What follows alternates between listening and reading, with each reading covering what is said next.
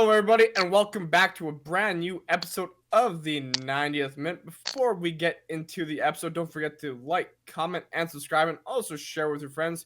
This podcast is also available on all streaming platforms that you can find: Spotify, Apple Podcasts, Google Podcast. I don't really know the other ones. They don't really matter too much, but of course they do. They matter, but come on, we know the big names. It's like comparing, M&Ms and Smarties. Do you really care about the other ones that are? No. What? What? No. Oh my god.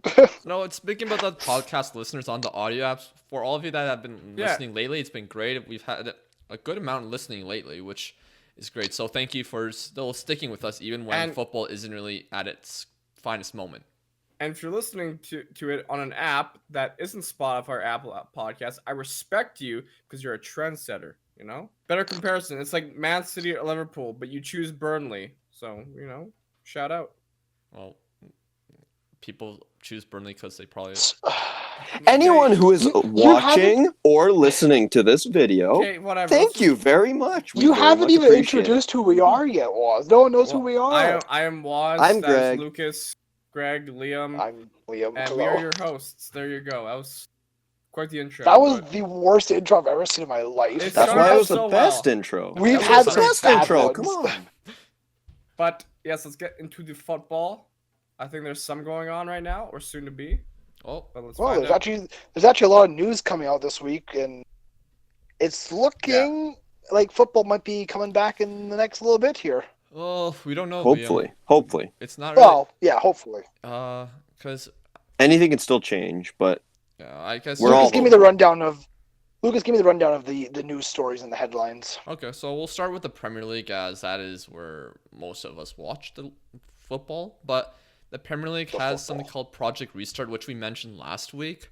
I got a bit of a summary of it right here from Reddit user Swing to the Drive. So shout out to that guy.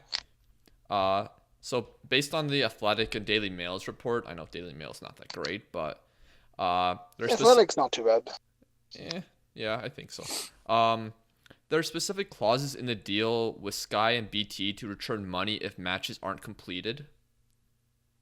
So that's probably a big reason why clubs want the matches to be played. So the top 14 are unified in starting the season as they don't want to pay back the broadcasters. But teams in the bottom half are against it as they're worried they might lose home advantage in a relegation fight. So they want no relegation this season if the season is to be played out in a neutral venue. Norwich, say please, for the love of God, let's have no relegation this year. Actually, it's Brighton that's been very public about this. They said that they don't want to restart in a neutral venue because, they, like I mentioned, they don't want to lose their home advantage. Saying that they're supposed to have top teams like I think Liverpool, City, Arsenal as home matches and they don't want to play those in a neutral venue. And so the Premier League is kind of going with the idea of let's have a handful of stadiums as the designated stadiums and play all the matches there. Is that kind of it? The gist of it? Like they want to play in a neutral venue, and it makes sense. But the bottom it honestly makes sense. The bottom six don't like the idea unless if relegation isn't involved. But then when you think about it, if there's no relegation, then half of the clubs in the league have nothing to play for. Yeah, if there's no relegation, then that calls into question the title still. I mean, I know Liverpool are very deserving of the title this season, but if you have no one at the bottom going down, can you award a title? If they play all the matches, you can. But if they play all the matches and the bottom three don't go down, what's the point of playing the matches, right? But I don't really get what point you're making there. I kind of understand. No, but they go hand in hand. Like there has to be a winner, there has to be a loser. Yeah, so if you're gonna finish the season, play all the matches. If you're gonna award the title to Liverpool, which deservingly they should, you have to then also hand out the relegation spots. Do you mean, Liam, like where if a relegation battle team is playing against Liverpool, for say, are they just going to not even try? Is that kind of your point, if that's happening? Well, I mean, if there is no relegation, then what is the incentive of Brighton going out and fighting for those 3 points. And they could finish bottom, and it doesn't matter. For Liverpool, if they're guaranteed the title, if it's just handed to them, then what's their incentive of going out and putting out a full team? If they play the remaining fixtures. Yeah, Liverpool have more at stake than the bottom teams if there's no relegation, 100%. No, the relegation shouldn't involve Liverpool at all, in my opinion. I don't really. I'm not involving Liverpool in the relegation. I'm saying. But you're saying like. Listen, okay, can you explain your point? If Liverpool play Brighton in a neutral venue, and there's 0 relegation, Brighton have nothing to worry about. They're going to stay in the Premier League. But Liverpool have to win their game because they have something to fight for. But then does that make sense? Then are you going to make the same argument for the clubs fighting for Champions League and European places? 100%. The teams who have stuff to fight for are going to be fighting for every point as if the season never stopped. But the bottom teams get to take the 2 months off and say, well, if we finish with no points coming back, it doesn't matter. Well, I feel like Liverpool's position and the teams fighting for European places positions is completely different. Like, Liverpool have such a big gap that even if they lose like 5 matches, they still have their lead. And you can't say the same thing about the teams fighting for European places. Yeah, I think every position matters. I mean, depending where you finish, the more money you get. The only thing I'm saying is if the bottom 3 do not go down, what's the incentive of fighting for the season? To get a higher position in the league, so you get more money. Yeah, they would still try. It's not like they're just not gonna. It's not like they're just gonna completely give up. Like they've been waiting all this time. I think a few players, maybe even teams, would potentially, rotate and try new things and maybe. But I mean, a lot rest of players. But so might even Liverpool. Just a lot of these players have contracts 100%. to fight for. It's just. I mean, teams in like 10th or 11th that have no problems of getting relegated or getting a European place, then what do you say about them, Liam? It's Well, for them, their incentive would be to stay in good form for the next season. Then I don't understand why we're having issues here. I don't understand the issue. I personally think there should be probably just like a playoff, probably for promotion and relegation. I think it should just be kept normal. Just relegate the bottom 3. I mean, I kind of personally find that kind of unfair. Well, for what? If you're playing the relegation. If the rest of the games if you're playing the rest of the games, that's all I'm talking about. If the league comes back as normal and they finish the season, the bottom 3 go down. I agree with that. Well, we just argued for like 5 minutes about something that might not even happen because it says I don't even understand. As only 14 votes are needed for this thing to pass, it's unlikely the demand for no relegation will be accepted. So. Yeah. Yeah. I just don't understand the because as much as it would be silly unfair for those teams to just. Right now, you have West Ham, Watford, and Bournemouth all tied on 27 points, with Bournemouth in 18th. So, and then Aston Villa has 25 points. So I just think that's silly to just relegate them when they can easily just get out of the relegation zone. No one's saying just to relegate them. No one's saying that. Let me finish the summary here because there's still one more point from these articles. It mentioned that Arsenal and Aston Villa are the 2 clubs pushing strongest for the restart of the season as they have the most to lose in case points per game is applied if the season is cancelled. Because the season can still be cancelled, say, if the government intervene. Bans everything until September, 100%, just like in France. Yeah, 100%. Team like Arsenal, who is desperately needing a European place, like you said, they have a lot to play for this season. So that's a team that, should the league come back and finish all the games as normal, a team like Arsenal is going to go out and play every game as hard as they can with the best players they can and go to fight for every game. So, like what all I was trying to compare was, let's say Arsenal going into the end of the season here play, because there's 9 games remaining, correct? Yeah, some teams have 10, I think. 9. Okay, 10, so let's say Arsenal have 6 games against bottom half opposition, whereas a team like Everton, let's say, has 6 games against top half opposition. Well, Arsenal are going to have a much easier time if there's no relegation battle, because Brighton, who is in a relegation battle currently, When they come back, hey, the guys, there's no relegation. You're in the league next season. It's all good. Well, Arsenal goes to Brighton, and Brighton play a half-assed team because, frankly, what do they have to play for? They're in the Premier League next season. Arsenal can put 5 past them. Does that make sense? I know what you're saying, like, to what you're trying to say, but, like, they're still going to fight for what they want to win. You would hope. Every team wants to. You would hope so, 100%. I was just players and teams like that. I was only confused with you comparing Brighton's relegation situation with Liverpool's situation. Well, he never was. It was just two opposite things kind of getting put together in one, in a way. Yeah, I just didn't. Yeah. It doesn't even matter. In my opinion, it should just be kept the same. There should be 3 teams relegated, and there should be 3 teams promoted. For being honest, is Arsenal really going to get European football? But if they come back in good form, anything can happen, right? Because the thing is, 9 games, right? So way more than half the season was even played. 3/4 of the season was played. Like, it would be completely unfair for those championship teams to not have a chance of getting promoted, right? But then, I know we're going to get into France pretty soon here, but that's what happened in Ligue 1 this season. Yeah. There's teams in Ligue 2 who are deserving of going up, and hey, you got to stay in the second tier. And it's completely unfair, but I also 100%. understand what's going on, and it happens. That was a very confusing Premier League discussion, I gotta be honest. And I still don't even understand what we were necessarily debating. No, we don't need to. Lucas is very confused. Yes. But thank you for your points, Liam. Whatever they were. Yes. I don't know why they make sense. They make perfect sense to me. Whatever they weren't even listening. I know. I was listening. It was just at times I'm like. I know. Just let's go on. Yeah. What else do we have to talk about the Premier League? I mean, I know Steve Parrish made a statement on the Project Restart and saying like, if like society is gonna eventually slowly get out of their lockdown, so people are gonna be going back to work, so the Premier League has to plan on potentially going back to work as well.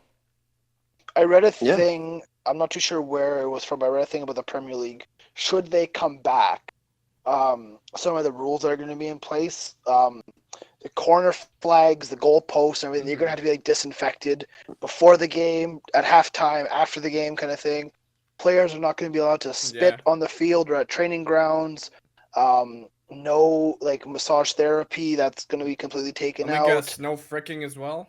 No fricking. That was Bundesliga, okay. But also, like every player is gonna have his own. Every player's gonna have his own designated like water bottle, and it's gonna have to be kept in a specific place, kind of thing. Like, all that just makes sense. Yeah. All that makes sense. It's just general hygiene and cleanliness, just gonna be kind of ramped up to 10 in a way. But, it makes which sense. is kind of funny because that's kind of stuff that just should be happening in general. Should be happening, 100%. So let's move on, I guess. Oh, actually, there's one more Premier League thing I wrote down here. Well, a few more.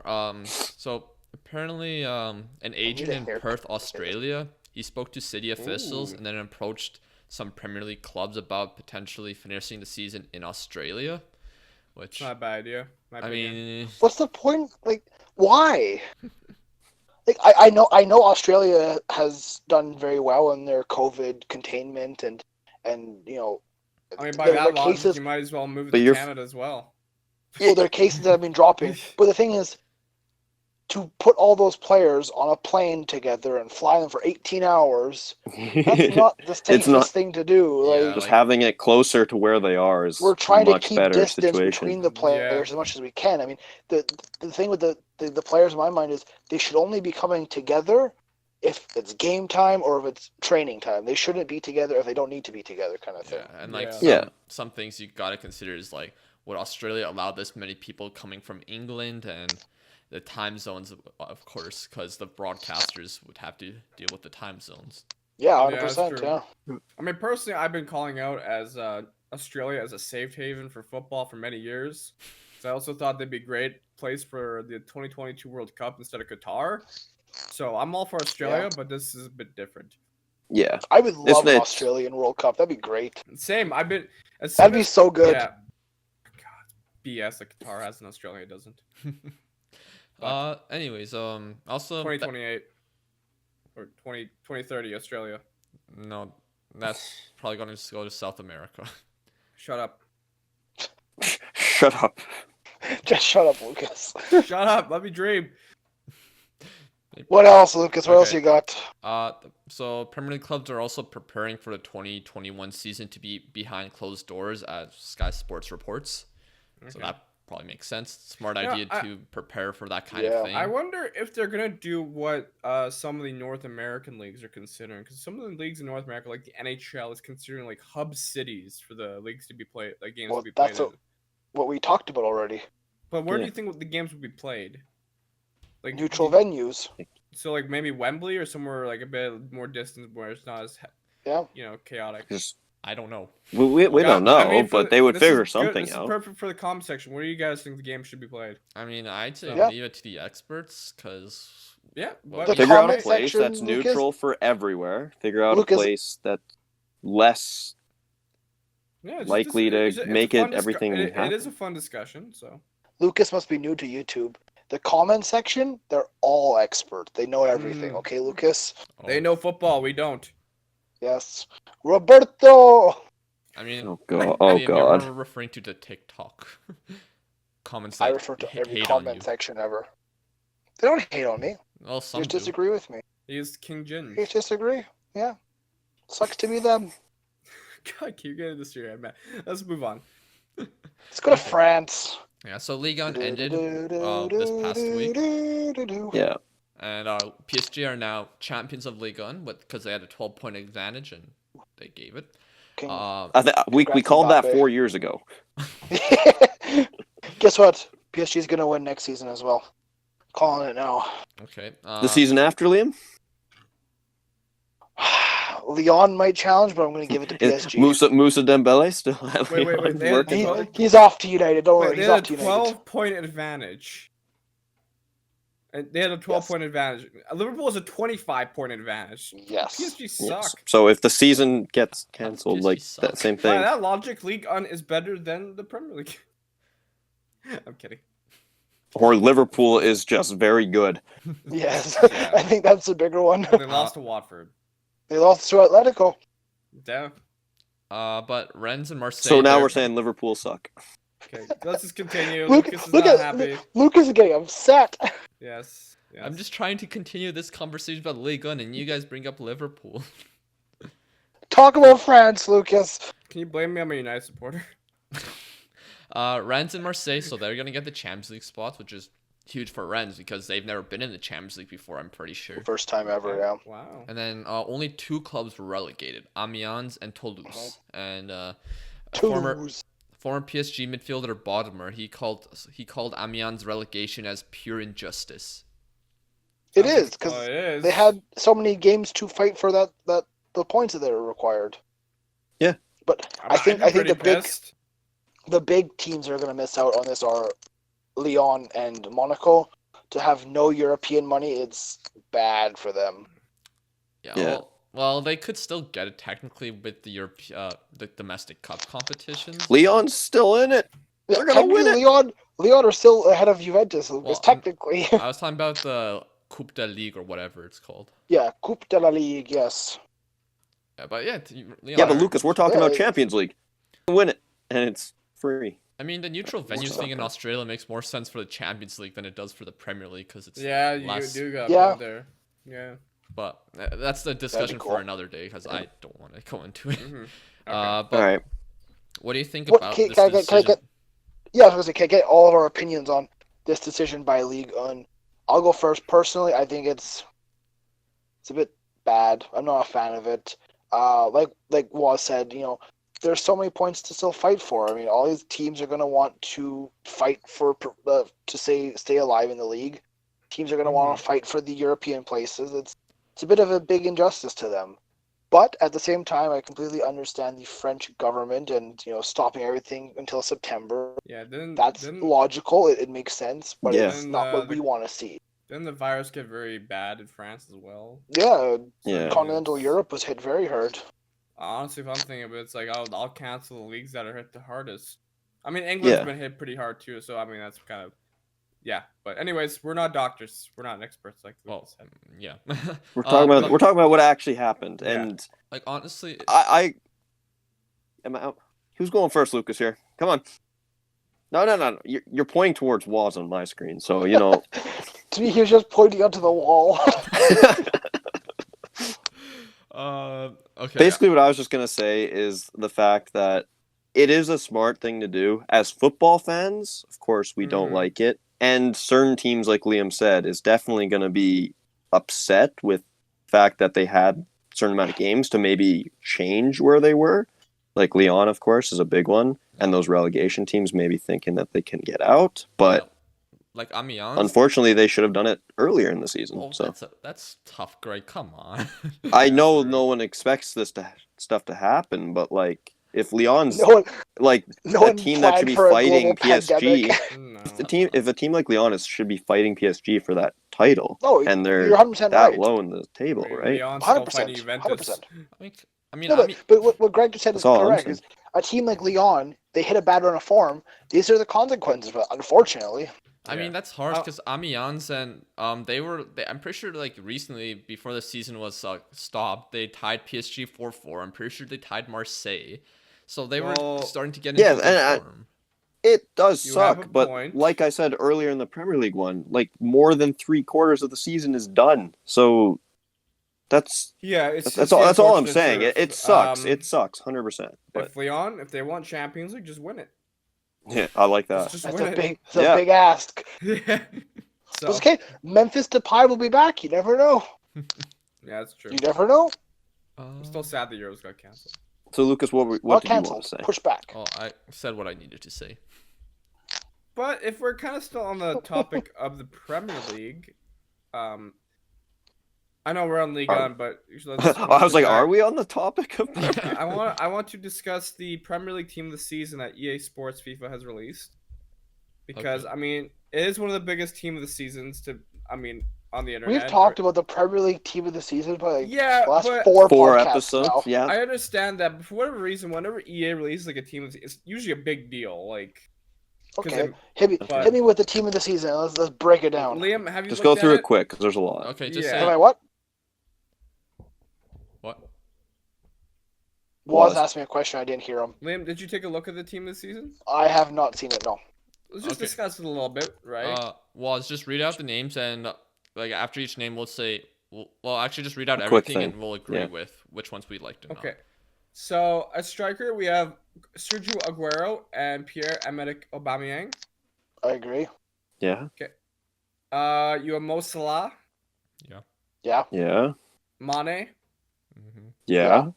Heung-min Son.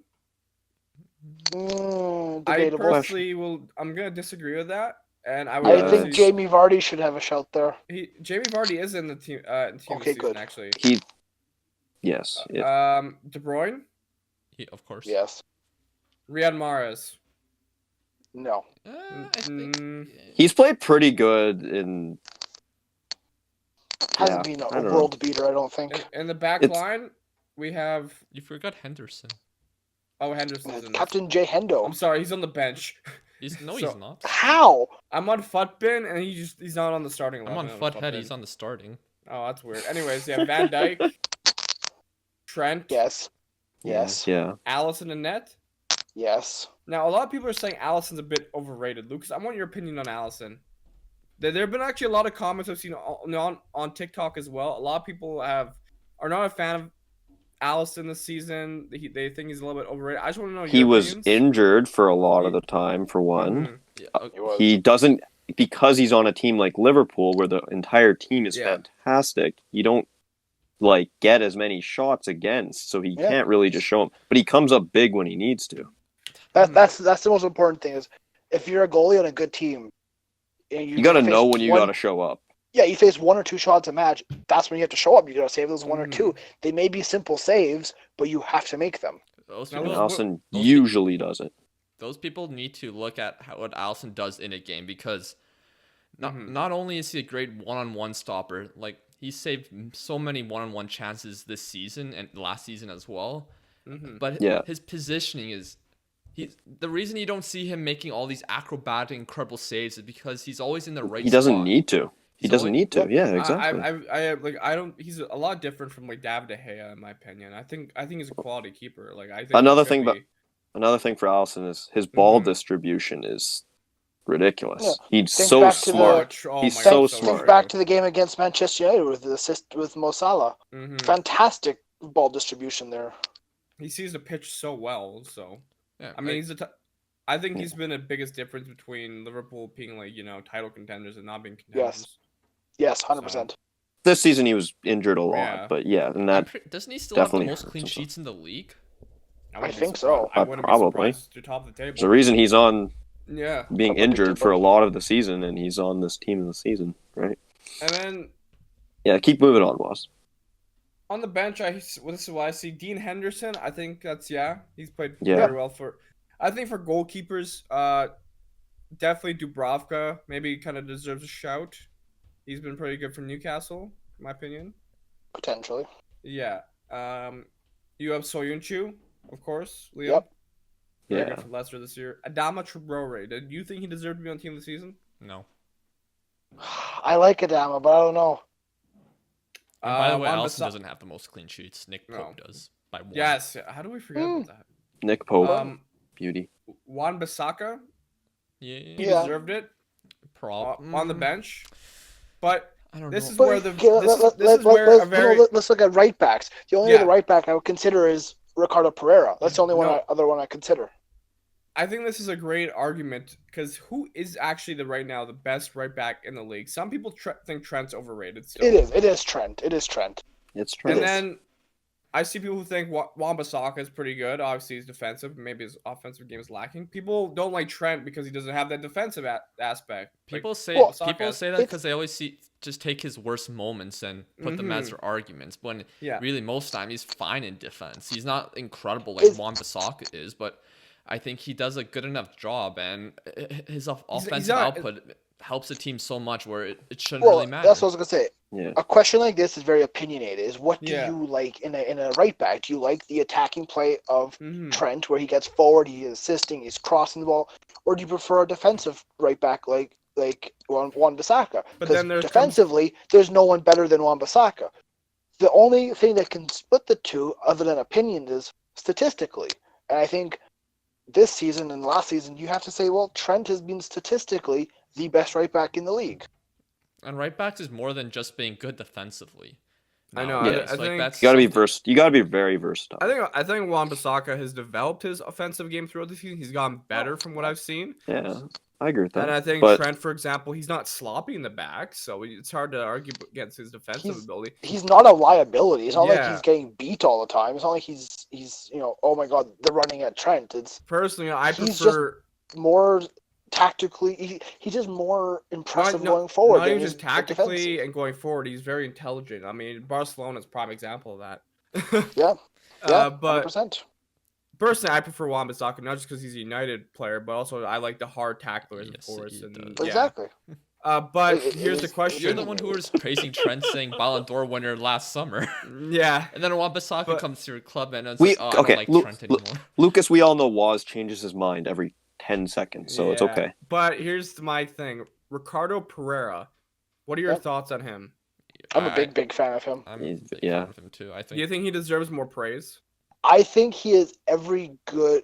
He is as good as Trent going forward. No. He's why you say no? Why you say no so dramatically?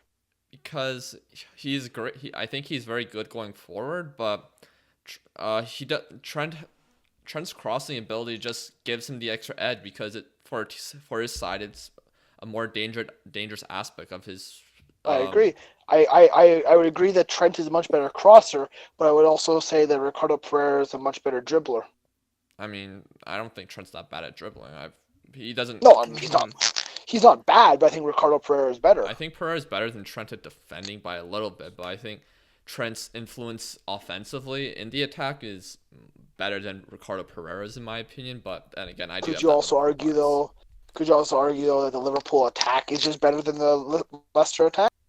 I mean, you could argue. It's always hard to say when they're on different teams and Like it's really hard to judge players like that I think because Ricardo, everyone has their own opinion He's a very of what they see. balanced. I agree. Yeah, I agree with that. He's got both aspects of the game, offensive and defensively. And then I just feel like Trent and Wan-Bissaka are just both strong on one aspect. But I think we can all agree. That's unfair to both of them, though. In a sense, but I don't know. I think Pereira is well balanced, but he lacks that it factor that Trent and Wan-Bissaka might have. I don't know. I think, but just the fact that he's in this conversation says he's a very good he's very been good crucial player. to Leicester. I think balance for his attacking is really underappreciating what he actually is as a player, in my opinion. I think he's pretty good. He's much better than Wan-Bissaka, in my opinion, from what I've seen. Okay, there you go. Let's get to the topic of Woz. I'm pretty sure was what you were getting to. Is should Pereira be in the team of season? Yeah. Yeah. Maybe he should be. It's hard for me to say over Wan-Bissaka, but are you saying instead of Wan-Bissaka or as a third? Maybe instead. Yeah. Is he better than Trent? Maybe, I don't know. Some people think no. Trent is in there 100%. Trent gets number one. I'm gonna give number two. It's hard to say. Who's number two? Number two, I'm gonna give it to Wan-Bissaka. Okay. Yeah, I don't know. Once again, please let us know in the comments what you think on the best right back in the Premier League, because it's very competitive. Like there's a lot of good wing backs in the Premier League right now. All three of them are great in my opinion. So I think if Pereira played for Manchester United and Wan-Bissaka played for Leicester, Pereira would probably be in the team this season because Manchester United is a more marketable team for EA. No, but that's also a good point. Is there any other players in the Premier League that we feel should have made the team of the season? Easy. Jack Grealish. I think he should have been there. Was that all of it? No, you have Kovacic, which is he's played very good for Chelsea. A lot of people. Was there anyone else in Chelsea though? No, I feel like they gotta give someone to that top 16. Money Mech, he was in my Twitch chat, and he'll be on hopefully next week. We're trying to schedule something. He says Kovacic has been their best player this season. Richarlison. I probably agree with that, to be honest. Yeah. Richarlison? Yeah, I don't know. Maybe. He's very hot and cold, I think. Yeah. See, with this one, he has moments where he looks brilliant. Who else in Everton? Moments where he just looks. Yeah. See, you also got to think of it with this. Come on, Greg. We know who at Everton deserves a spot.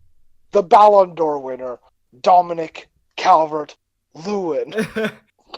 It is quite a good shout, Lewin, over Rashad. Lucas. Yeah, Lucas. I don't think either of them deserves to be on the team of the season.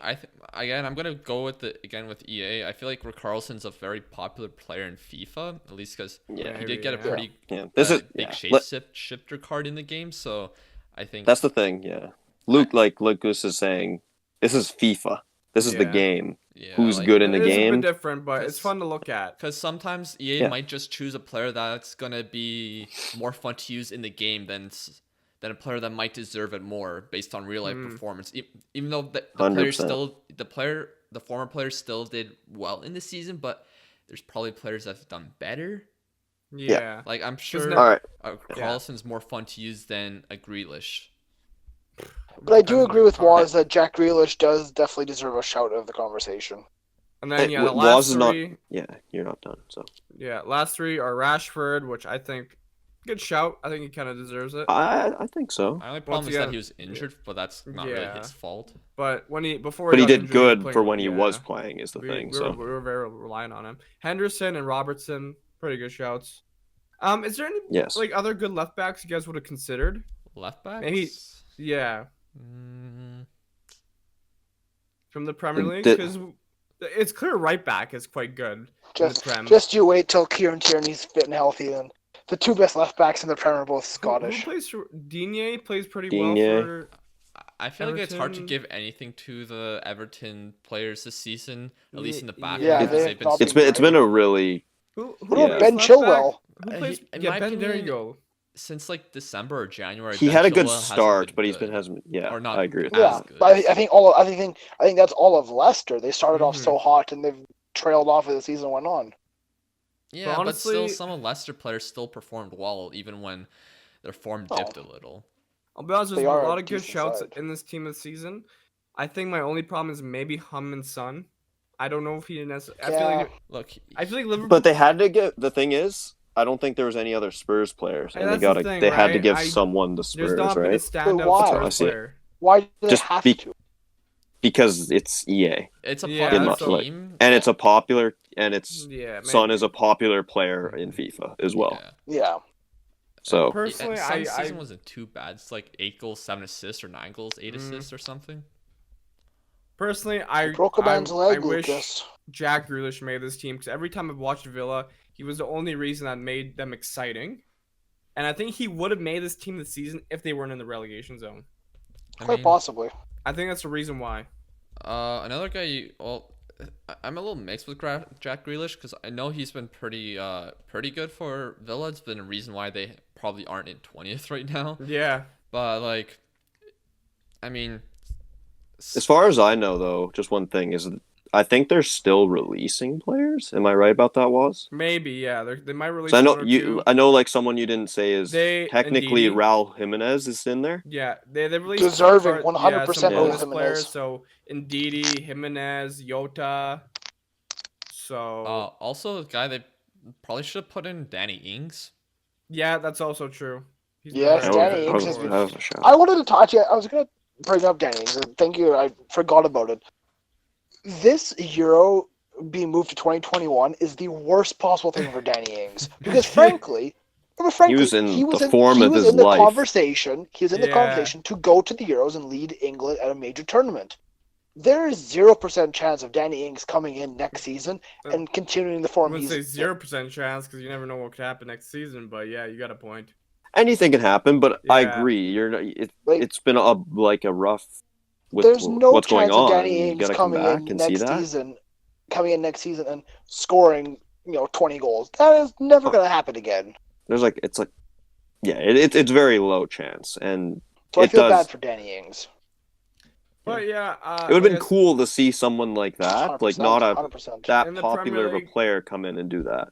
What's been nice is this Premier League season's had a lot of breakout players. Of course, Traore, for example. I personally prefer Grealish over Traore. That's just me. I think he does more for the team, but that's just me. I love Adama. I gotta be honest. When it comes to Wolves players, I would have just put Jimenez.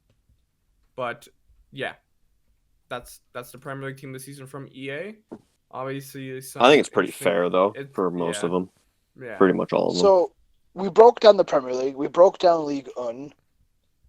Bundesliga next, Lucas? Well, a great comment from us last week said that the government's supposed to have discussions on sporting events or something like that on May 6th or May 9th, I think.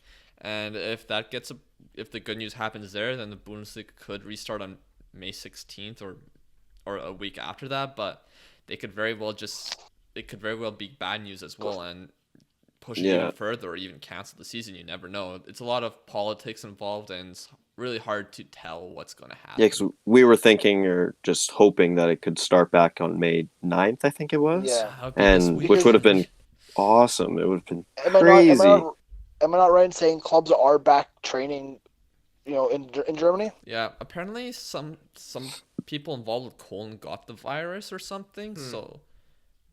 So yeah, this is what happened. Johnny That's the Tots thing, Bundesliga said this comment. So May 9th isn't going to happen. Now, as the politicians didn't discuss football at their meeting yesterday, Merkel has hinted that they will talk about sport next week on May 6th. So that can mean a new provisional start date of May 16th.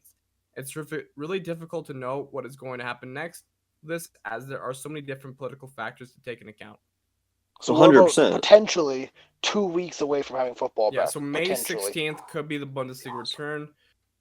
Be optimistic. Dun, dun, dun. See, the thing is, and as much as we want it, but it's also if it comes back and players get the virus, it's just Yeah. Gonna shut it down. it's going to be completely, really yeah. bad. Like so, Yeah, The government's 100%. going to make the best decision they think is suitable for their country, which is fair, and hopefully it works well for their country. And whether that and involves hopefully- football or not, it is what it is. Yeah. It is what it is. yeah. Shut up, Liam. I knew that was coming. I think, okay, this is going to be weird. But yesterday I had a dream. Oh God. And so and football was back. Doesn't sound like a Okay. dream. Is there more to this dream? Yeah, there's a little bit more. Like, for some reason, the first match back where everyone's celebrating was like Burnley versus Aston Villa or something like that. Hey, man. I'd watch it. At this point, I would take anything. I would watch anything. But then there's Even also the Belarus League. No, okay, no. Prem, Yeah. any Prem, Yeah. any top leagues. But I was watching the match on TV, but then I'm like, oh, this is kind of boring. Then I switched the channel, and then Real Madrid versus Atletico Madrid was on, and then Toni Kroos got a red card in the 8th minute. Lucas, I gotta be What honest, is you got some weird happening? dreams, man. You got some weird, The man very, dreams of football. very specific dreams. Like, He I don't dreams get of where this is football. coming from. I dream about the world burning, but oh my god! it's a great time. Trust me, man. I mean, I remember once. It's a great Woz. The world is burning, basically. To be fair, I've had some few football dreams that I've written down in the past. Maybe one day we can bring it up. You write them down? Not I have not anymore, done that, but like sometimes I had a dream. Lucas has a dream. Today, I dreamt I was a star football player. I'm sure we all Lucas did. probably has dreamt that. I mean, yes, Question. that's a lot of people's dreams, but I Whatever. don't live in the past. I don't live Okay, in the well, past. let's move on to questions then. Yes, you do. You're a Celtic supporter. Fuck you! Okay. That was perfect. Woz, you're a United supporter. You always are in the past as well. Yeah. Yeah, but at least her pass is relevant. Oh my god. That's good. Let's get into YouTube questions. If Real Madrid, this is from Victor Craft 05 Spill. If Real Madrid sign Haaland, how do you think he will do? And do you think that Haaland and Odegaard can become star players in Madrid? Yes, they can become star players in Madrid. Will it happen? Likely not. I see Haaland staying at Dortmund for quite a while, maybe 5 seasons in max, and then he'll probably go to the Premier League. Yeah. I don't see him going to La Liga. I would presume that he would do well in Real Madrid if they'd be willing to buy him. But Yeah. then again, you look at Luka Jovic, he still hasn't really set foot that well. There's in. a lot of question marks surrounding Haaland. But I personally, I want him to stay here's and my thing. show what he personally can do find it there very first. silly that people are already considering where he's going to go next, even though he's only been at Dortmund for 2 months. Yes, he's done really well to start at Dortmund, but it's been 2 months. Like, I don't know what's going to happen in the next 3 seasons. What if he's linked with Bayern? That wouldn't be a shock because of Dortmund and Bayern's history. Lewandowski's Roberto's getting old. Oh, no. Lewandowski, that's how you Liam. pronounce it, by the way. He's care. getting older. You don't know if they'll need a replacement, and like Haaland, but he's not. I don't think he will go to Madrid. It's too early. Way too early. Yeah. The way I would Stay and answer that develop a question little is- bit Yeah. more at Dortmund. The way I would answer that question is: could Odegaard and Haaland be very good at Madrid? 100%. They're both very They're talented both- players. both Would Norwegian. I Haaland see do them, good at right? Real Madrid? 100%. I think. I don't could- see Haaland going to Madrid. He didn't seem like a Madrid player to me. No. I mean, no, if he he's did, though, that'd be great for Norway, having Odegaard and Haaland at one of the best clubs in the Yeah, world. 100%. Yeah. 100%. Okay.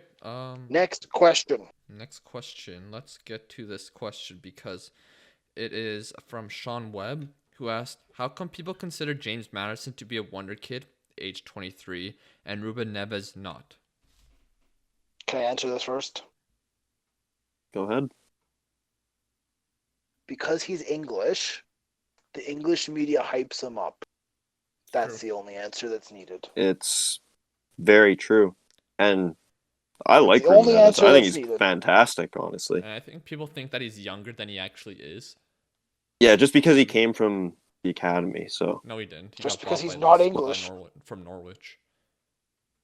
Oh, wait, Lucas- why am I thinking of Mason Mount right now? Oh, God. Now I'm really lost. Okay, yeah, no. No, It's no, Norwich. the fact- not Yes, Norwich. yeah.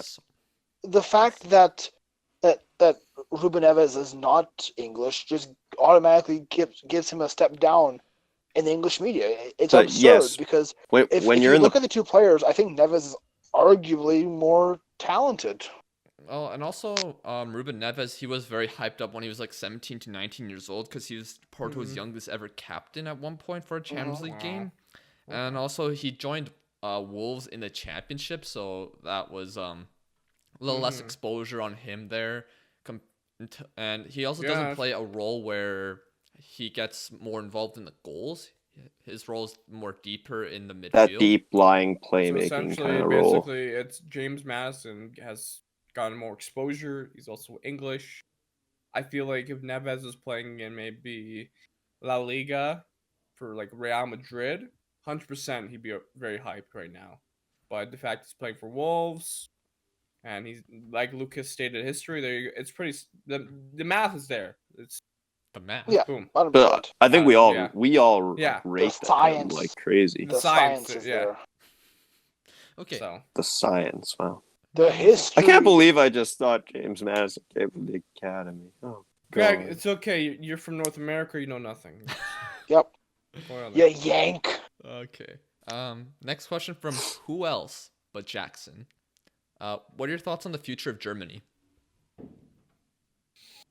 Probably pretty good.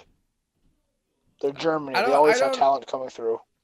I mean, sure, you have the likes of Kai Havertz and Timo Werner coming through right now. Right now, no one is really sticking out in the back of my mind when it comes to defense, which is very crucial in my opinion for Germany. Yeah, in my opinion about their defense was, you can add a bit if you want. I'm a little iffy about them as well, especially their fullbacks. The fullbacks that seem like they were good, like Schultz hasn't really delivered this season. I'm not sure how good Halstenberg is and also really their center backs. Sula hopefully he can recover off his bad injury well. I've said in the past that I'm not the biggest fan of him, and also there's Klosterman, which apparently he plays center back, but I always thought he was a right back. Yeah, he plays both. Because when you're talking about like the fullbacks, it's also hard to replace Philip Lahm, right? Like, 100%. Just a fantastic player in that position for so long for Germany, and you got to find someone that can fill his shoes technically, but you're never going to do that. So no, and I mean when you have a player like Philip Lahm who's been part of the national team for so long, you're not looking for replacements. You're not looking for the next guy because Philip Lahm's going to be here for the next 5-6 seasons. You know, we don't need to worry about it, kind of thing. Yeah. Like here are a couple names. Let me know if you guys have heard of them. There's Arne Meyer. Have you heard of him? Yeah, a little. Yeah. Heard of him, but there's Felix don't know much. Udu Okai. I probably butchered these names, of course. No idea. Yeah, Linton Mina. Are you talking about fullbacks? Like, where are you getting these names from? No, these are 5 promising German wonder kids to watch in 2020. Apparently. Oh, can you tell me what clubs they're from so I could have a better idea? So Udu Okai, he is a defender, 21-year-old, currently coming from Wolfsburg. He came from 1860 Munich. Okay, well, you don't need to give me his backstory. Okay. I don't know who that is. Linton Mina, Hanover 96. Okay, they're in the second division. Oh no, Hanover 90 are they the bottom of the table or in the second division? I can't remember. And then you also Gianluca Itter, defensive for Wolfsburg. So yeah, I mean that's the thing. Usually you know who's coming through in Germany. It's been a real mystery in Germany. Kai Havertz, of course, at the top of this position list. Yeah, I think they're fine in attack and midfield. Yeah, Serge Gnabry. I got one thing to say. I wouldn't say Gnabry's a wonder. Like, these. Well, we're not talking about wonder kids. No, not wonder kids, but the national team. That's what I'm saying. The future, I don't know. Greg. With the fact that we don't know, Fabian, let us know. Yeah, I miss Fabian. I miss him. Or even from Johnny Talks Bundesliga. So thank you. I want to get Fabian back on the podcast. I loved his accent. It was just so good. So good. And then what else about Germany? We'll have to remember that Marco Reus is now 30, which is sad to think. It's crazy to think how old some of these players are, right? I mean, Lucas, what are you showing us? Here's my thing. The German national. Sorry, I hit my mic. The German national team would be in a good position right now if Reus and Götze didn't get their injuries. because they were going to be like the headliners for German football for the next decade. In their prime years, just absolutely fantastic. But because of injuries and Götz's medical problems, it's hurt them a lot. Yeah, I went on FIFA 12 this past weekend and just for fun, and as one does. Yeah. Why not? There's a reason for it. Anyways, he made a video. Anyways, I looked at Lucas created. Okay, Greg, let me finish speaking, please. I'm shouting out your channel, Lucas. I know, but I'm trying to make a point. Okay, go on. I was looking back at my old career modes, and I had a Dortmund one that I only really just started before I stopped playing FIFA 12, and Mario Götze was worth like 76 million. Yeah. Yeah. He had all the potential and he had all the hype, yeah. Like I said, he had the same amount of like potential as Neymar at the time, so yeah. Things didn't pan out. So anyways. Let's move on to Nick Vallejo's question, where he asked, who do you think Chelsea will buy in the next transfer window? Honestly? They've already bought Ziyech. Honestly, wouldn't be surprised if they buy a new goalkeeper, and they're currently linked with Onana from Ajax. So there's that. We also have to remember that goalkeeping is an issue for Chelsea right now. Kepa has been underperforming. So, I mean, Onana he's been good for Ajax. He was very good in the Champions League last season. So it's not a bad shout. Expect Koulibaly to switch Napoli blue to Chelsea blue. Koulibaly is still a shout in my opinion. There's been a lot of transfer Why do you say no, Luca? Why do you say no always? Why don't you ever believe in me? There hasn't been anything solid about Koulibaly. He's been linked to the Premier League for how many years now, and nothing's happened. I think just last week he said he would rather go to a Premier League club than PSG, who were heavily interested in him. Well, good. I think Manchester City is more likely than Chelsea. Oh, but then again, Man City could be Chelsea have money to spend. Exactly. And also, he is like type of player that Chelsea would need to bring in in order to improve their defense. They probably also are looking for a left back. I know they were linked with Alex Tejas in the past, but I know PSG have. They've also been extremely linked with Felipe Coutinho, so that's not going to happen. No, okay. I saw Coutinho to Newcastle. I saw that trending. Come on, Newcastle. Yeah. I like the left back shout because Marcos Alonso. I like him attacking, but like he was gone a lot of the season. Personally, I find Marcos Alonso to be a piss poor player. Well, I like him attacking, is what I said. He's just going forward. He's good, yeah. But if I'm being honest, if Chelsea's gonna sign anyone, I can see them signing Dries Mertens. That's another player that can. Yeah. So that's my opinion. A terrible shot. I could also see another striker that could be competitive to Tammy Abraham, like a Milik. I heard that he was a player that Chelsea's actually interested in. That'd be interesting. I'd be happy with that. If I were ever to buy a Chelsea kit, it'd be him. Why would you buy a Chelsea kit? Because he's Polish. So you're a Manchester United. Never mind. Stop talking. Shut up. Okay, fine. I guess. That's what I was saying. Okay. I will probably. Yeah, that's a good point. I shouldn't. Yeah. Last YouTube question from. Sorry if I mispronounced your name. Tuomas Poyalainen. Sorry, I butchered that so bad. I'm sorry. Thoughts on Leeds, and will they sign anyone if they get promoted? Thoughts on Leeds is very simple. Currently top of the championship. They're battling West Brom for promotion. Very tight affair. Leeds are in first with 71 points. West Brom have 70. Will they sign anyone? I don't know. They probably will spend money. I don't know. It's going to be very complicated with how the transfer window is going to be set up, considering what's happened with the virus.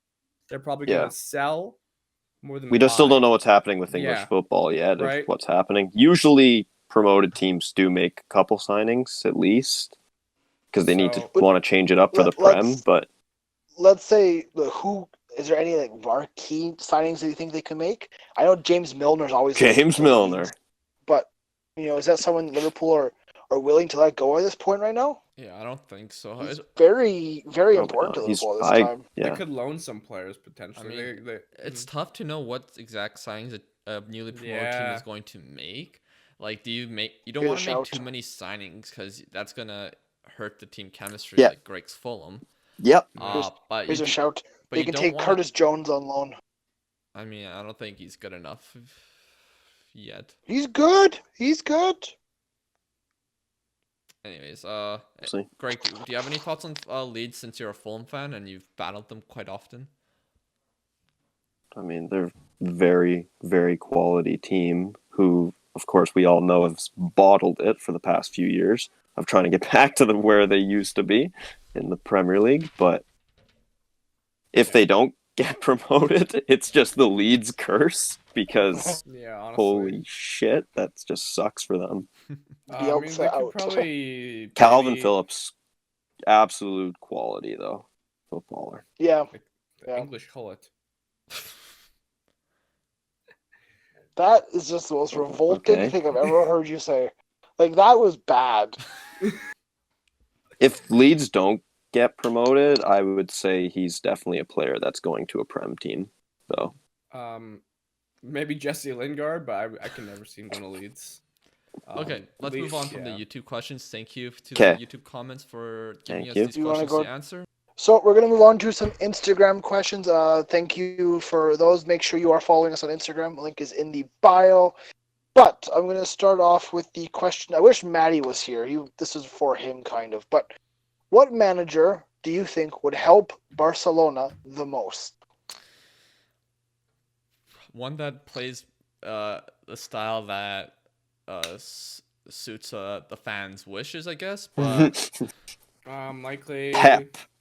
Honestly, I was gonna say with Manchester City potentially being banned from the Champions League, a Pep Guardiola return would smooth so many things out at Barcelona. I know people talk about Xavi, how they want Xavi at the club. I haven't seen any of his Qatari matches, so I have no idea. Yeah, a club legend though, like could just a crazy change. It's which definitely very not going to be Mauricio Pochettino. We had that comment. Pochettino is not. He's not going to Barcelona. That will never happen. Did you guys answer that last week? Yes. Yes. Yeah. So that's out of the water. Matt did mostly with a very stern no. So what? So we're kind of going with a Xavi, potentially Pep Guardiola kind of thing. Oh, Pep's not going to be there unless it's not going to happen. But like what? Yeah. It's what would help. Javi would be a good shout. Xavi, however you want to pronounce it. Okay. Did he just? My next question. He did say Javi. He did. Yeah. Question. Yes. Will this be unreal? Jose Mourinho? No. You can never see him in Barcelona. No. No. He's at Real Madrid. He was their assistant manager in like the late '90s, I think. Yeah. So that'd be interesting. But I don't see it happening. I don't know. I don't see Mourinho going to a team bigger than Spurs. Also, Mourinho's playstyle would not please Barcelona fans. That's for sure. No. Well, yeah. Next question is, who do you see making big moves, either club or player? Definitely Jadon Sancho United. That's probably for sure, 100%, but that will likely happen. Mbappe to Real Madrid, maybe. I can see PSG making big moves. I don't see any big signings happening this summer. I gotta be honest. Yeah, especially with all this. Agree with that, yeah. But probably Manchester City with the Champions League ban, that could happen. You know, maybe how are they gonna make? How would they make big signings? The players are all want to leave. But big moves. Players could leave. To be fair, De Bruyne did say that if the Champions League ban is 2 years long, he'd have to consider leaving. Yeah, those big players want to play in Champions League, so they're gonna leave. Like if the ban does happen, we'll see maybe some big swap deals potentially. Who knows? But it's hard to tell right now with everything looking. The one thing that's for sure that's gonna happen is Newcastle being bought. That's a big. That's move not right for sure. That's not for sure. Pochettino to Newcastle. There you go. All right, next question. Yes, it's such a hard question to answer. Yeah. Do you think Tottenham's good period is over? In a sense, yeah. I mean, I think they're a bit of in a transition period. I think Jose needs to get rid of some dead weight and bring in new players. I do not think Tottenham Hotspur will be in either a Premier League title race or a Champions League final for a very long time. They definitely need to retool their squad. Very long time. Let's wait and see what Ndombele can actually do. I mean, Like, look, give him some more time. you gotta look at it this way. Sometimes, you can't keep a certain group of people together for too long because eventually, things just go badly. Sometimes if you overstay the welcome, they just, I guess, aren't as motivated as before. And it's best to move on and try to transition the club into a different vision. Like, if you look at Napoli right now, that's probably, some of those players probably should have been sold a few years ago. And Napoli should have considered retooling maybe this past summer or once Sarri left. But that's just easier to say in hindsight. So maybe it's something similar with Spurs. Well, yeah.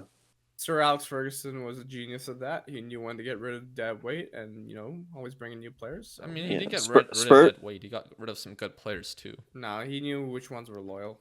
Giggsy, Skolzy. I've got one more Instagram question I'm going to ask. Spurs definitely need some tweaks, though. And yeah, they need a lot. Because they had a rocky season. They had the injuries, but things still need to change. My last question from Instagram is, who do you think will be on the FIFA 21 cover? If it's not Ronaldo, I'll honestly go with Mbappe. Mbappe, yeah. I was going to say, I think Mbappe would be a good guy to have. If it's not, yeah. It'll probably be one of Mbappe, Neymar, or Sancho. Sancho's a shout, too. If there's three, it'd be Mbappe, Sancho, and Van Dijk. Van Dijk was on the cover. Virgil just had it. He was in the ultimate cover. Messi's been on the cover for the past decade. No, it was Hazard this year. It was Hazard and Van Dijk. Hazard was in the regular. Van Dijk was in the ultimate. But I'm saying Messi was on there for damn near a decade. Van Dijk can get 2 years in a row. If Sancho does make a big move, and that would be cool. And then Zidane was Icon Edition. Okay. Yeah. So. But yeah, that's all the Instagram questions. So yeah, thank you for those. Yeah, thank you. And now TikTok. Yeah, TikTok questions now. Let's get into it. What do you think are the top 5 underrated teams that bring up good players from their academy, not the obvious ones? I mean, number 5, I'm going Celtic. Thank you. Hey, thank you. We do have a good youth academy. Yeah. Yeah, we do. I mean, it's a massive team and club that is not your typical Lucas can big thank us team for that you Andy think Robertson. I mean, Van Dijk, to an extent, he really honed his craft there. Not even just youth academies. You guys just tend to develop find players. good young really players. this is specifically youth academies, so players that were part of the club before they entered the first team. Yeah. Andy Robertson left much. Celtic do have a good youth academy. Andy Robertson left. Andy Robertson left when he was like 16. Yeah. I mean, he's part of the youth academy. Okay. Anyways, Woz, what are your other ones? Number 4. I mean, is this an obvious one? But Southampton. Mm-hmm. Would you say it's obvious? Yeah. Gareth Bale. Trying to think. Who else? Oxlade-Chamberlain. I think Theo Walcott came from Chamberlain. there. Theo Walcott, yeah. Luke Shaw. Yeah. Yeah. Gareth Bale, I mean, we have to give a shout to Ajax. I don't know if Ajax is considered the that's obvious one. That's so obvious. But I mean, that's the best. Yeah. Woz, do you want to just go through your list or? That was my 2 I had right there. What else do you guys have? Why do you say number 4? Well, I never mind. Okay. Go ahead. Maybe I don't know if they're obvious, but the Portugal teams, right? There's some good ones that come from there. Yeah. Yeah, I know Porto. Benfica, Lisbon, Porto's pretty good, but I just don't know if that's considered obvious. I don't think so. I mean, I think you have to look at. I put Ajax ahead of them, but then I would say Porto's.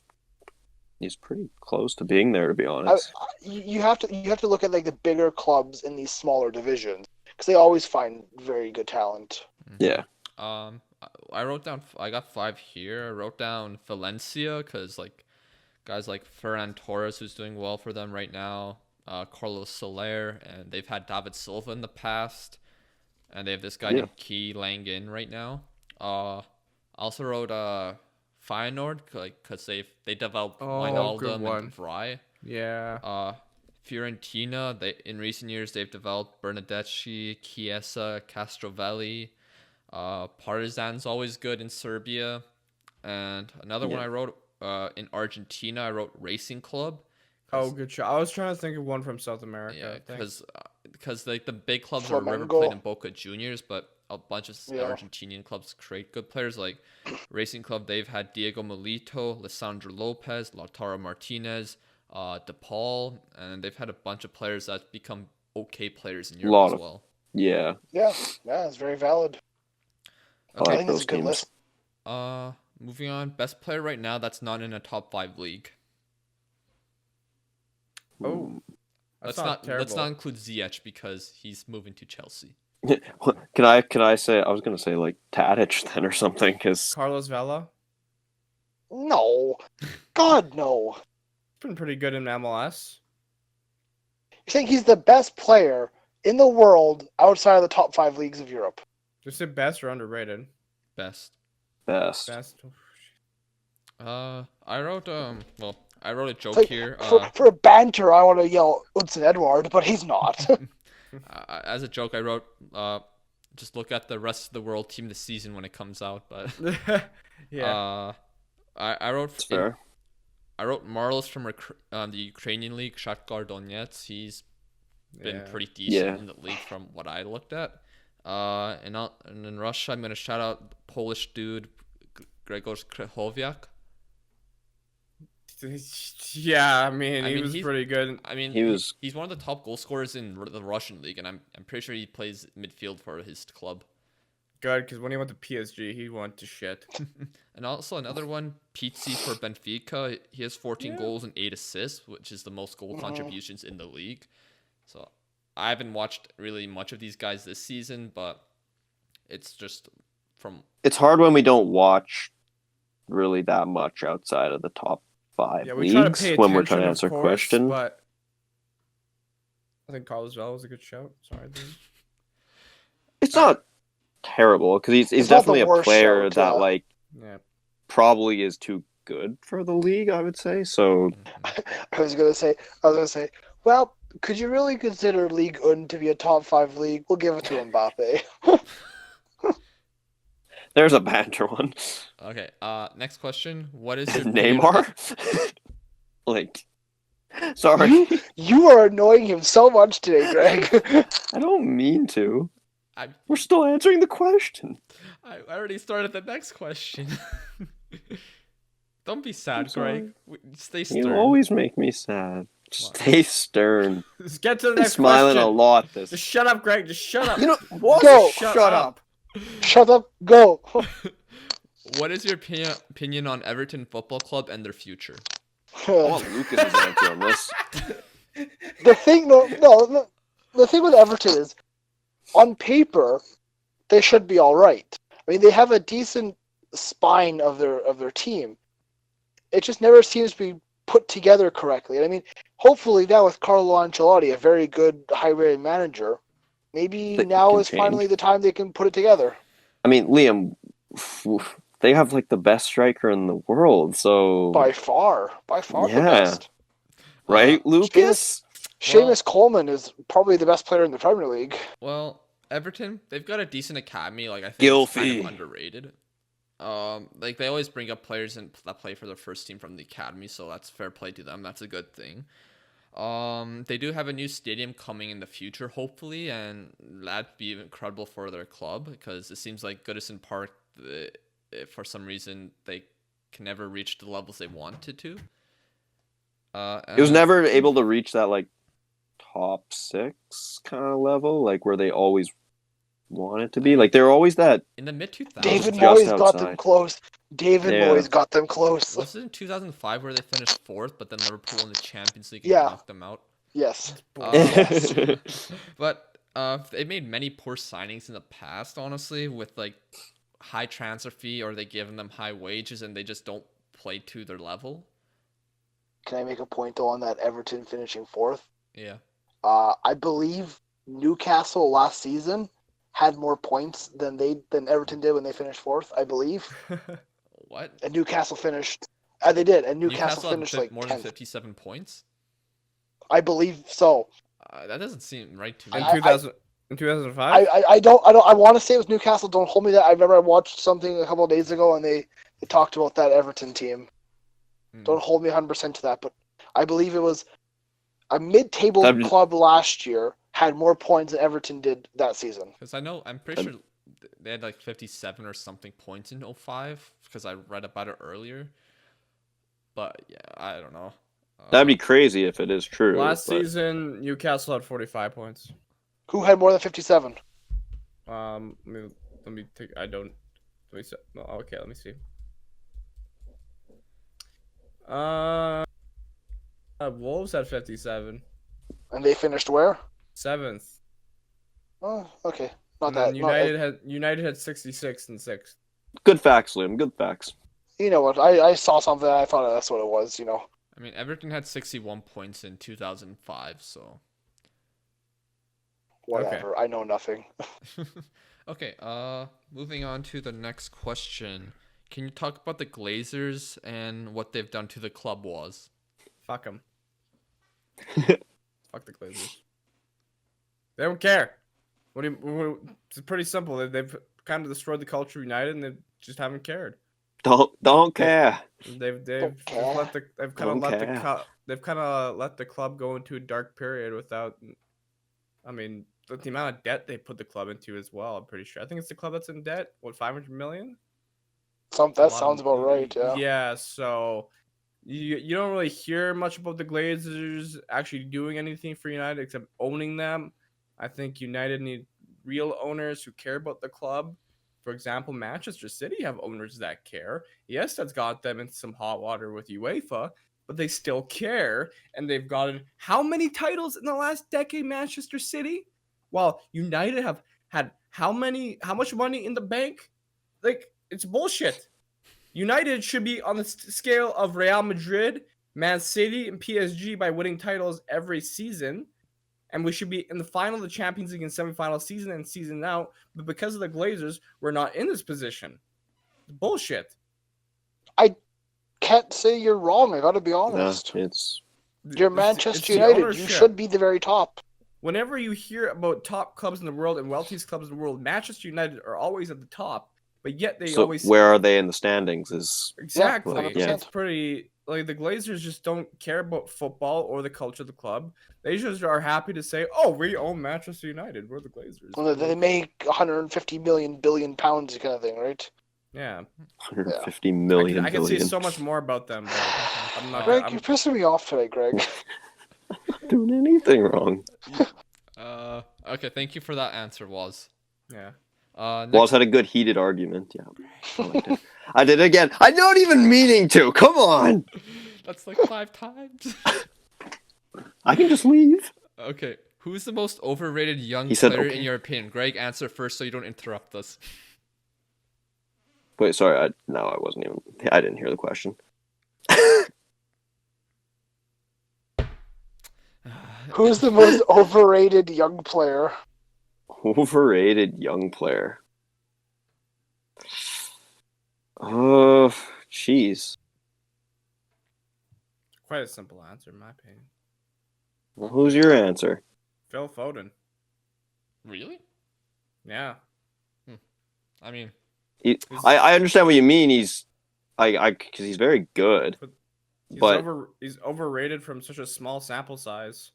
I mean, I don't know. From what I've seen from him, I think he is like a legit talent, but he just doesn't get enough opportunities. Guess what? So was Jesse Lingard once. Look what happened to him. No.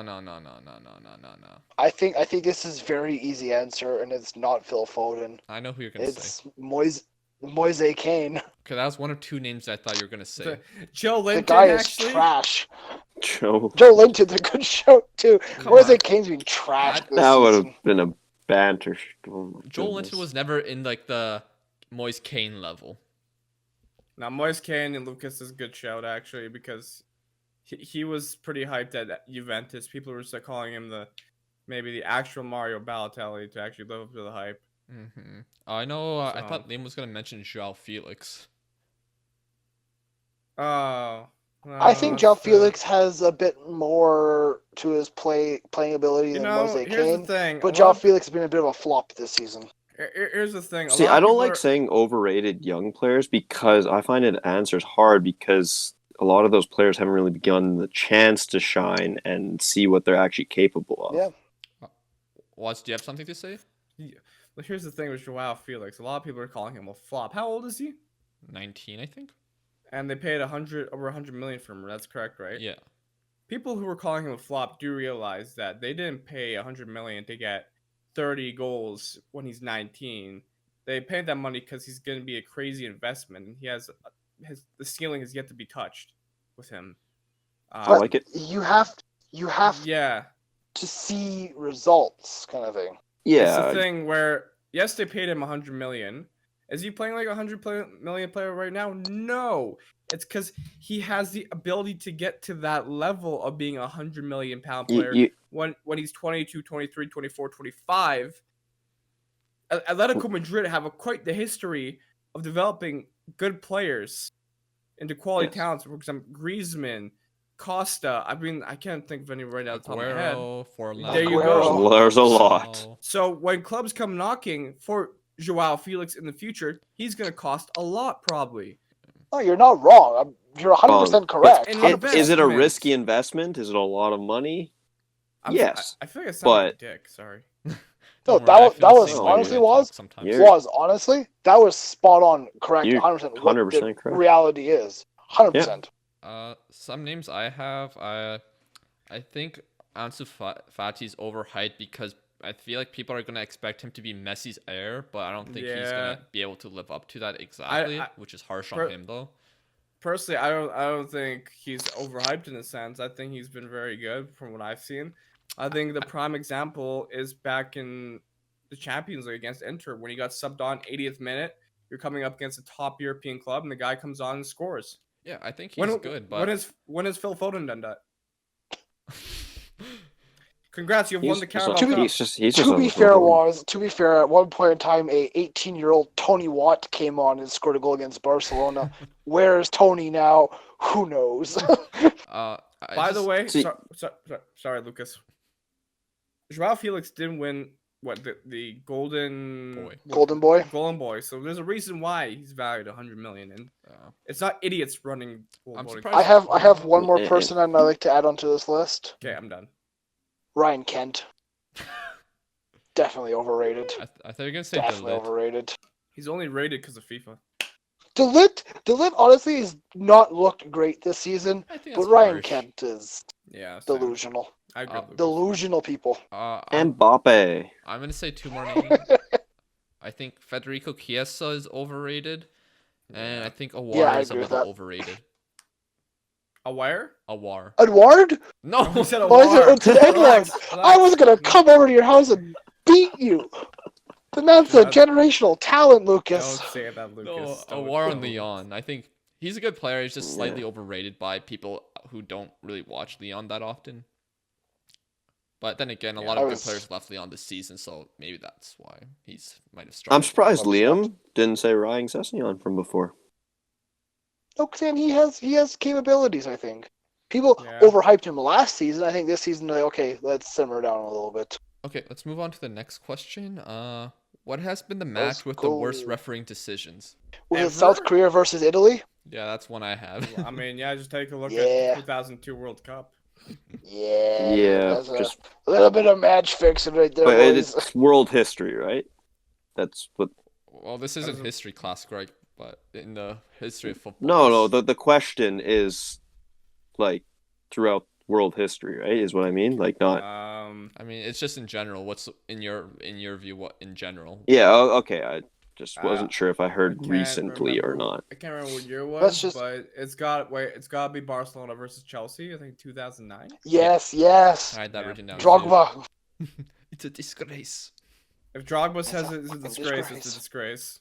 It is a disgrace. I'm trying to think. How about Nani getting sent off against Real Madrid? I mean, it wasn't a poor officiating throughout the match, but that call was bullshit.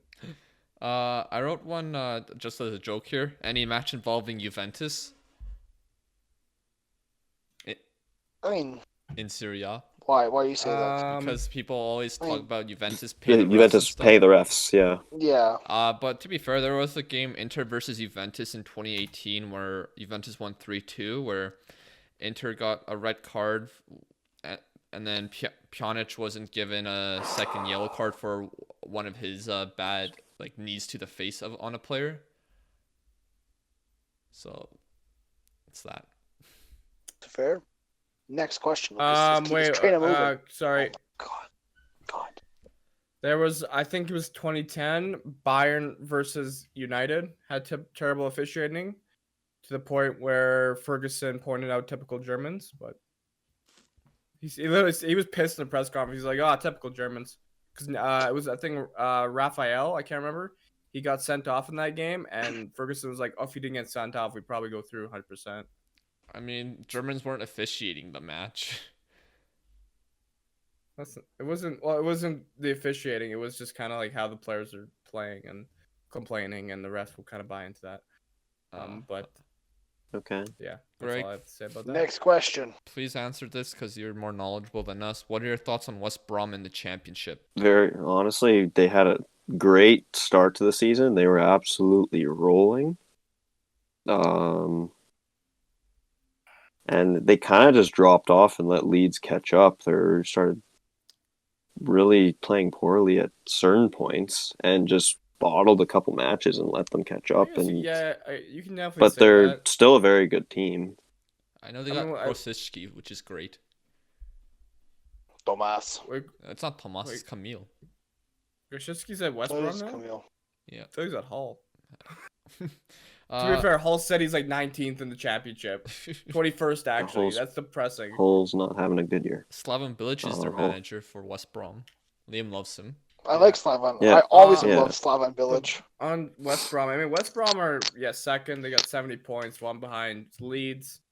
Honestly, they haven't looked terrible. They have 13 draws. That says a lot. Yeah, that's what goal differential is pretty close between the two teams. So, I mean, Championship's been more exciting than the Premier League. I heard they have some decent youth players like Jonathan Lecco. Yeah. They have some old Premier League boys: Charlie Austin, Gareth Barry, Chris Brunt, Matt Phillips, Jake Livermore, Kieran Gibbs. It's never bad to have these really experienced players. Yeah. One thing though, you guys remember Robson Kanu? Yes, Hal Robson Kanu, one of the best ever Welsh players. He's apparently number 4 on the team. Like, why do you give an attacking player number 4? Because he's Hal Robson Kanu. Who cares, Lucas? Let him do his thing. It just doesn't look right. Oh yeah, it doesn't. You are correct. Boys, watch some Championship. It's good stuff. I will when the football comes back. Next question, Lucas. Opinions on Timothy Weah. Emo. He was one of the star names of the 90th minute when we first started. I remember that. Timothy. Having seen him play for Celtic many times, I think he's good. I think he's a talent. I think he will do decently in his career, I hope. The thing I have with it, it's always hard to compare because he's being compared to like George Weah right now. It's always hard to compare against a great in the game, right? I know people have commented on potentially his work ethic and his commitment to it all because he is George Weah's son. You know, he gets a little bit of special treatment, I think. But at the same time, he doesn't associate with his dad. You know, he's an American for first off. He's kind of done his own career. So, I mean, I give Weah credit, and I think he will be a talent in the future. Yeah, not a top talent, but a decent talent. I know he's a name we always like Woz mentioned. We mentioned him a lot in the beginning of the 9th minute's history. But from what I saw from him in previous years, I liked what I saw. But unfortunately, this season he hasn't been able to play much with Lille. He made a transfer to Lille from PSG, but hamstring, muscle injuries throughout the season has only led him to play 84 minutes this season. So hopefully he can recover and be able to play for Lille in the future. So we always see injuries mess up young players, which you never want to see. Here's a question you guys probably don't want to answer. Can you talk about Lecce, please? They are in Serie A. Liam, what do you know of Lecce? You're Italian. Do they not have Sandro Tonali? No, that's Brescia. There you go. That's as much as I know there, Lucas. Okay. Yikes. There's a few things I know about Lecce. Of course I you do. googled Lecce and I got Stefan Lecce. So he's a minister, Canadian politician. Well, yikes. Footballing wise, they've made back-to-back promotions. They're in Serie C, won that. Then they're in Serie B, won the promotion playoff. Now they're in Serie A. They're 18th, so they're fighting for safety. They're like. I mean, you gotta be happy, even though you just got promoted 2 years in a row, though. They're tied with they're tied with Genoa with points, and they're like 3 points off 15th place or something. So like this, if the season continues, they definitely have a chance to stay in Serie A. And they also have former Montreal Impact player Moncosu. I honestly, when it comes to MLS teams, Montreal Impact's actually one of the least ones I think about. I never pay attention to Montreal. Do you remember that Montreal run in when they met TFC in the semifinals or whatever? And they got knocked out by TFC. Yeah. But but I always remember Lecce, like when they lost. You continue, Lucas. I always remember Lecce as a team that had Mirko Vucinic in FIFA 07. Because he was like, why would you remember that? Because I always remember Lecce not being a team that's very well known, and they always had some really high rated player, and the rest of their team was not that good. Yeah, I remember him. And they used to have Luis Muriel used to be on the team, Graziano Pelle, so like Mirko Vucinic. Graziano Pelle. Mirko Vucinic, he had like 92 potential in FIFA 07. Jesus Christ. And where is he now, Lucas? Well, he played for Roma. He played for Juventus. He did celebrations taking off his shorts. Liam, he plays for Al Jazeera. There you go. He retired. There you go. He definitely lived up to his 92 Jazeera. hype. Definitely lived up to the hype. Actually, he was very well at Al Jazeera, scoring 27 and 29 appearances. It's Al Jazeera. I hate to break it to you, but it's Al Jazeera. This man had 92 potential, not at Al Jazeera. Yeah, so I mean, a lot of these Montenegro players have had good potential in FIFA. Stefan Jovetic, what happened to him? Living his life. Yeah, exactly. One more question. Living his life. Not at Al Jazeera. I mean, he's in Monaco. Much better place. Okay. Who's the most underrated and overrated current players? Overrated? I'm thinking. Overrated? Alexander Lacazette. Arsenal fans will be mad. I don't care what Arsenal fans, it don't really matter. But I think he is. I think he is a bit overrated for your end product kind of thing. Overrated? Dele Alli. There's a shout, big man.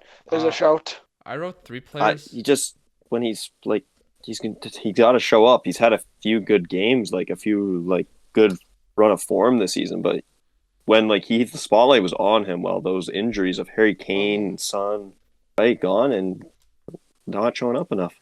I wrote the 3 players I wrote were in Serie A. I'm not hitting on Serie A. Christian Eriksen, Insigne, and Pjanic. I think Pjanic is not overrated. I think he is.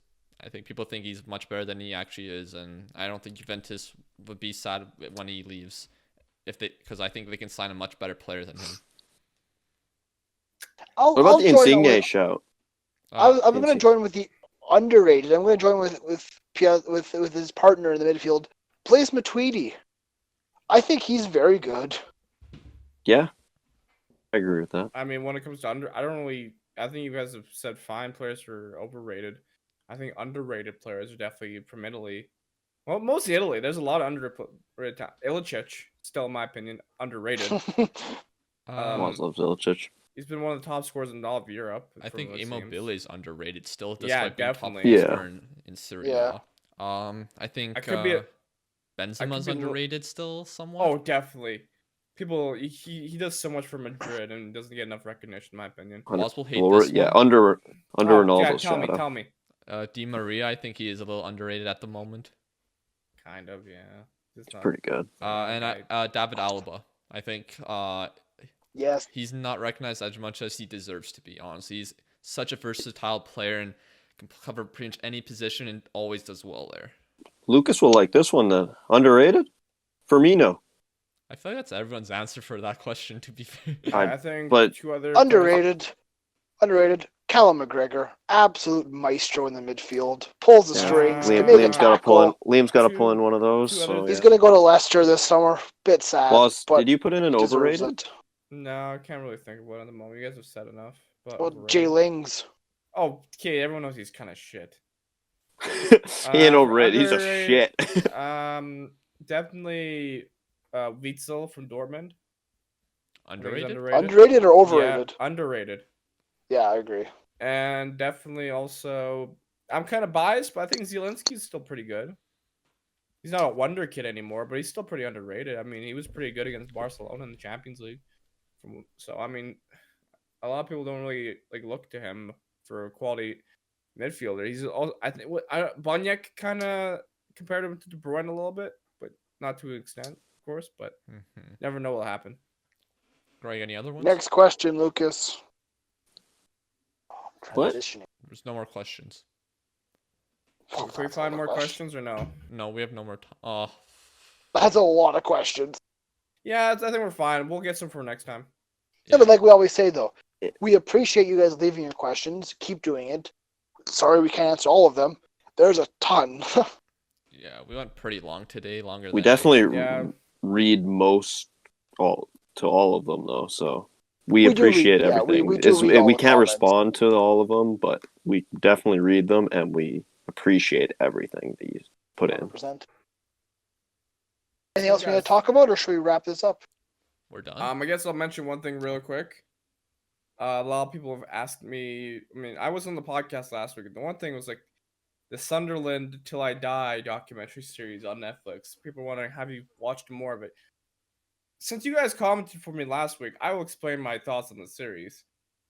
Now, I watched the first episode. I thought it was rather interesting, but it was very depressing. I don't know. Nothing screamed at me I should continue to watch this. And considering that Sunderland, have also gotten relegated again, this is going to be a very depressing series. The manager in season 1 seems like he has a lot of life and a lot of, promise, and he's excited. But the guy got sacked. I don't want to see that happen. And you know what happened? I watched the series. Next day, I started Vikings. I've binge watched all 4 seasons in the last 2 weeks. So that's what I thought of Sunderland. I will try to continue to watch it. I just find it kind of depressing. It depresses Woz. I'm sorry, Sunderland supporters. You have great supporters, very passionate. But I hope the best for your club. Maybe I will give my full review at some point in the future. Woz, what do you think about Sunderland Till I Die? Vikings! I'm going to finish Vikings maybe, and then I'm going to go watch the Michael Jordan series. So that's where I'm at. Let's wrap this up. Oh my god. Okay, Lucas? Anything Lucas you have to say? I wasn't part of this conversation. Okay, anyways. Woz do an outro. Everyone, thank you for tuning into this wonderful episode of the 90s Minute. Thank you for all the support recently on the career mode videos especially. We got more of that coming out. But from all of us, Greg, Lucas, Liam, Matt, and I, thank you. And this has been yet another week in the beautiful game without the beautiful game. Ciao.